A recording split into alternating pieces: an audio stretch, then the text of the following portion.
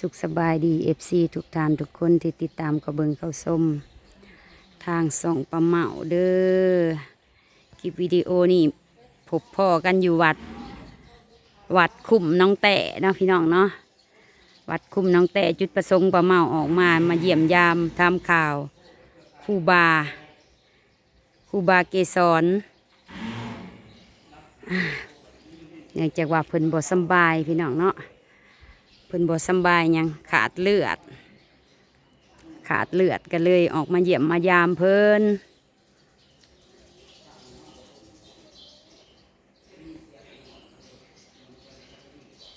ออกมากับป้านวล2 คนมื้อนี้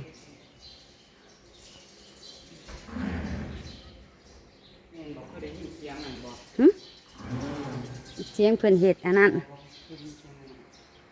เสียงอันสังกะรีบ่ครูบาเพิ่นมาตั้งแต่ใต้พุ่นมาอยู่นี่เนาะครูบาเพิ่นเป็นขาดเลือดแล้วป้าเมาจะนำเสนอให้ฟังให้FCผู้ใจบุญสุนทานเนาะ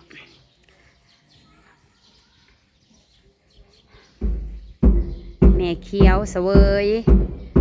เพิ่นได้พาครูบานี่ไปหาหมอเนาะไปหาหมออยู่แก่งกอกก็กลับมาแล้วแล้วก็เลยมาพิจารณาว่าสิพาเพิ่นไปเติมเลือดแล้วก็ทั้งอันพี่น้องคุมบ้านน้องแต่นี่ก็ได้ตกลงกันพากันเอาไปอีกมื้อเสาร์นี่ไปอยู่ห้องหมอไปคลินิกเนาะไปคลินิกอยู่ปากซองแล้วก็ปรึกษาทางหมอแล้วว่าสิเอามาเติมอยู่พี่เติมเลือดอยู่คลินิกอยู่ปากซองพี่แต่ว่าจุดประสงค์กับมาถ่ายนี่นะพี่น้องเผื่อว่ามีผู้ใจบุญสุนทานเนาะอยากจะทำบุญร่วมแม่เคี้ยวนะเพิ่นบริจาคทานเลือดอยู่2 ถุงว่าสั่น2 ถุงกับแพงเติบเลือดก็ได้ถุงหนึ่ง2.3 ล้านถุงหนึ่ง2.3 ล้านแสนกันยังบ่พอเพราะว่าหมอเพิ่นกำหนดอยู่ประมาณ4-5 ถุงพุ่นน่ะเพราะเลือดเพิ่นเหลือหน่อยมือก่อนนะเพิ่นก็ไปล้มอยู่ห้องน้ำเพิ่นเล่าให้ฟังไปเข้าห้องน้ำแล้วไปล้มอยู่ห้องน้ำว่าซั่นเพิ่นก็เรื่องแห้งมันก็เรื่องแห้งหั่นแหละเรื่องก็มีเดี๋ยวสิพาพี่น้องไปเบิ่งทางครูบาเนาะไปเบิ่งทางหน้าตาเพิ่นเป็นจังไดเพิ่นเป็นโรคประจำตัวแหน่กะแม่นเพิ่นเคยเติมเลือดอยู่แต่ก่อนเพิ่นมาอยู่น้ำวัดบ้านน้องแต่นี่ได้จักเดือนละบุเดี๋ยวสิถามเพิ่นก็ป้าเมาก็จำบ่ค่อยได้วัดก็เป็นตาอยู่เด้วัดก็น่าอยู่น่าเศร้า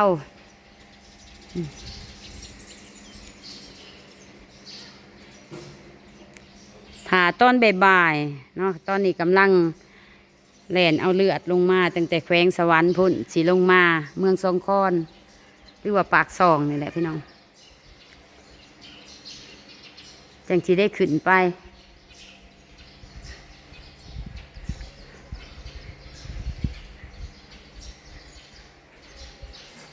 นวดคือไพ่กับเป้าเจาะอะไร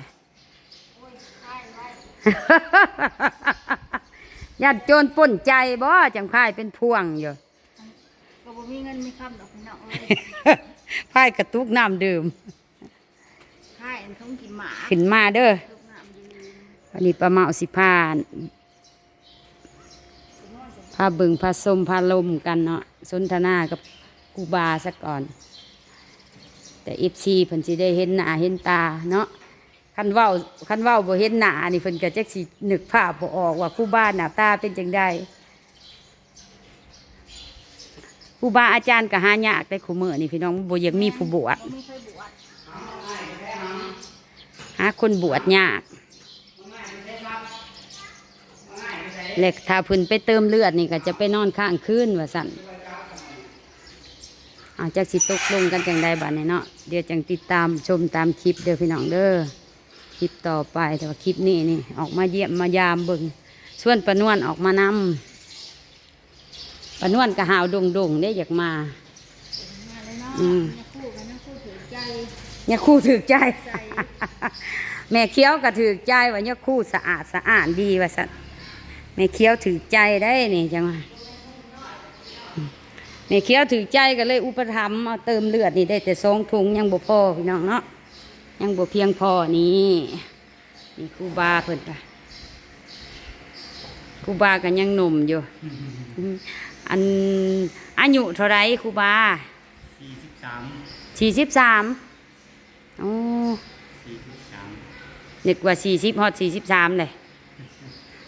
43 ปีได้ปานวน 43ปี อืมสี 43นะ สีเพิ่นก็สิซีดนี่แหละพี่น้องครูบาได้ก็ได้ครูบาอันสุขภาพบ่แข็งแรงเนาะมาอยู่นี่ก็ได้ปัวเอาแหละหายากเด้คนบวชก็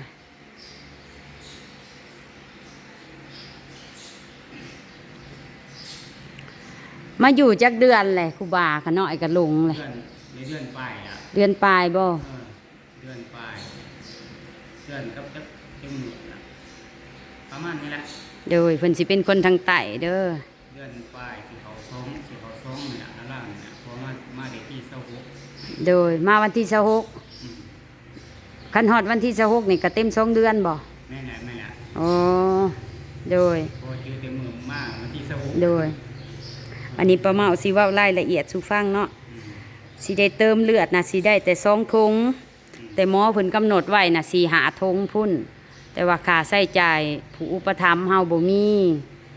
ชาวบ้านเพิ่นออกซอยกับผู้เล็กผู้น้อยก็สิได้แต่ไปค่าใช้จ่ายซื้ออยู่ซื้อกินแล้วก็ค่าน้ำเมือกน้ำมันรถล่าพาไป ยังบ่พอเด้อพี่น้องเด้อถ้าผู้ใดใจบุญสุนทานอยากเพิ่มอยากเติมก็เพิ่มเติมเข้ามาได้ทางช่อง YouTube Facebook ป้าเมาเด้อ Facebook ป้าเมากันยินดีเป็นสะพานบุญหาย อันนี้กำหนดของแม่เคียวนะได้แต่2 ถุงเพิ่นก็ได้4,6,000ไปน้อง2 ถุงพาเพิ่นไปกวดกันรอบหนึ่งแล้วอยู่ทางแก่งกอก แต่ว่าค่าใช้จ่ายเท่าไรบ่ได้ถามแม่เคียว บ่ได้ถามรายละเอียดก็สาธุโมทนานำแม่เคียว โดยโมทนานำเด้อแม่เคียวเด้อ ป้ายบ่ คือสิโอนเงินเรียบร้อยแล้วกระถึกอยู่ผู้อุปถากหับไส้กะผู้อุปถากเพิ่นก็เป็นปลาล่องเนาะปลาล่อง อุปถากแม่เคียวเนี่ยเพิ่นบ่มีเวลาเพิ่นเฝ้าห้าน แต่ว่าเพิ่นก็เป็นเงินเนาะเป็นเงินซื้อเลือด อนุโมทนานำผู้ออกกำลังเหือแห้ง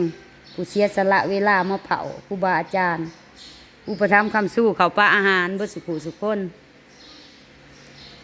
มาเว้าซื่อๆก็ม่วนอยู่เนี่ยครูมาเว้ามาล่มซื่อๆบ่ได้มีหยังมาให้นี่ ก็เป็นหยังนะไม่ออกมาย่างครับเอาไปดีใจแล้ว โอ้ยสาธุสา ได้ยังดอก ได้บุญอยู่ได้อพี่น้องสาธุสนะปะนวนหัวปะนวนคันมีกล้วยเตรียมไว้เด้อกล้วยเจ้า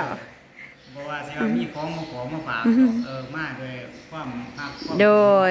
เป็นห่วงก็ถือว่าขอบใจนั่นแหละ โดย นั่นแหละเป็นบุญเป็นกุศลเบิดนั่นดอก โดย ดีภูมิใจนำเพิ่น โดย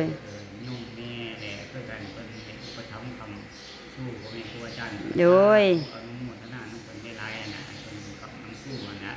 โดย นี่ปราศจากไฟให้เจ็บเด้อสิได้ไขมัน สาธุสาธุ มีแต่ความสุขความเจริญครอบคลุมสุขเย็นสุขใดไขมันนั่นแหละ สาธุ สุขนั่นน่ะทุกคนมีภายในครอบครัวของเพิ่นนั่นนะ โดย เด้อแม่เด้อขอบใจหลาย โดย เมื่อยอยู่บ่เดียวนี่ กับบ่เมื่อยกับปกติก็ธรรมดาแต่ว่าก็อยากหวานบัดนี้หมอบัดว่าอันต้านสูงแล้วบ่กล้ากินหวานหลายนี่บัดนี้ โอ้ ตะกี้ว่าไอ้หวานมักแท้ๆเด้ โดย หวานมักหลาย คันเฮาเติมเลือดเติมหยังปกติจังกินกับบ่กินหลายคือเก่าเนาะ บ่ได้คือเก่า กินพอหายอยาก แต่ว่าท่านหมอเพิ่นน่ะก็ลองเบิ่งบัดใส่เลือดแล้ว มันกวาดใหม่มันยังสิ โดย ทานน้ำตาลนะ โดย ล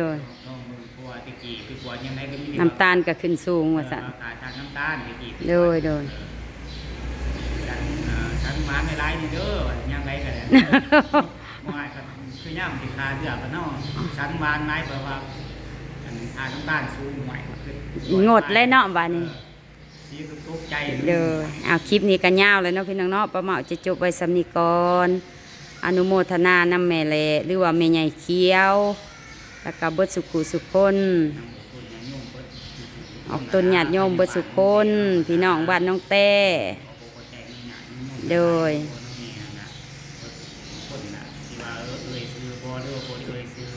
โดย โดย โดย เอาจบไว้สำนี้ก่อนเด้อ